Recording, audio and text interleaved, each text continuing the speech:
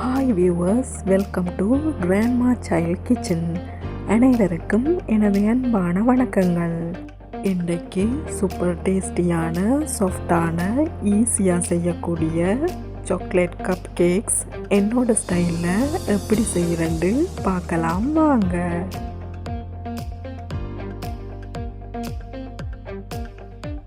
Subscribe Grandma Child Kitchen.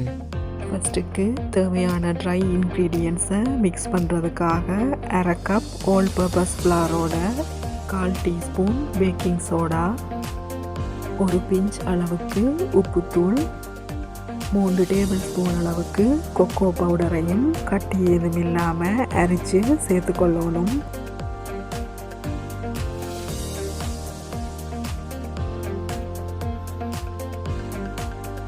எல்லாத்தையும் mix பண்ணி எடுத்துக்கொள்ளுவோம். அடுத்ததாக அரை டீஸ்பூன் இன்ஸ்டன்ட் காஃபி பவுடரோட 3 டேபிள் ஸ்பூன் அளவுக்கு ஹாட் வாட்டர் சேர்த்து கட்டி ஏதும் இல்லாமல் நல்லா கரைச்சி எடுத்துக்கொள்ளலாம். இனி பவுல் ஒன்றில் அரை கப் சுகரோட அரை கப் அளவுக்கு மெல்டட் பட்டரை சேர்த்து சுகர் நல்லா கரையும் வரைக்கும் மிக்ஸ் பண்ணி எடுக்கணும்.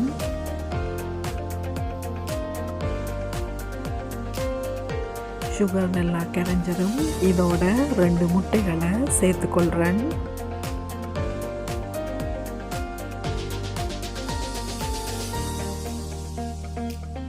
எல்லாத்தையும் சேர்த்து நல்லா மிக்ஸ் பண்ணிட்டு இதோட 2 டேபிள் ஸ்பூன் தயிர்,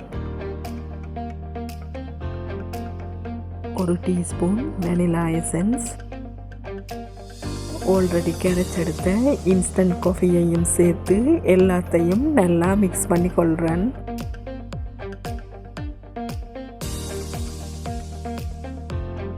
எல்லாத்தையும் நல்லா மிக்ஸ் பண்ணினதும் ஆல்ரெடி மிக்ஸ் பண்ணின ட்ரை இன்க்ரீடியன்ஸை சேர்த்துக்கொள்ளலாம். இதோட சின்ன சின்ன துண்டாக கட் பண்ணி எடுத்த மில்க் சாக்லேட் 75 கிராம்ஸை சேர்த்து எல்லாத்தையும் ஓவர் மிக்ஸ் பண்ணாமல் லைட்டாக மிக்ஸ் பண்ணி கொள்கிறேன்.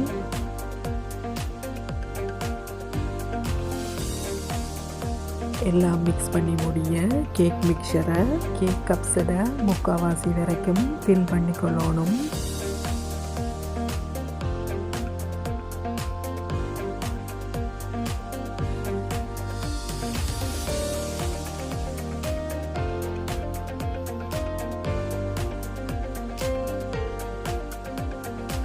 லாஸ்ட்டில் எடுத்து வச்ச 25 கிராம்ஸ் அளவுக்கு சாக்லேட் பீசஸை ஒவ்வொரு கப்பிலையும் சேர்த்துக்கொள்ளலாம்.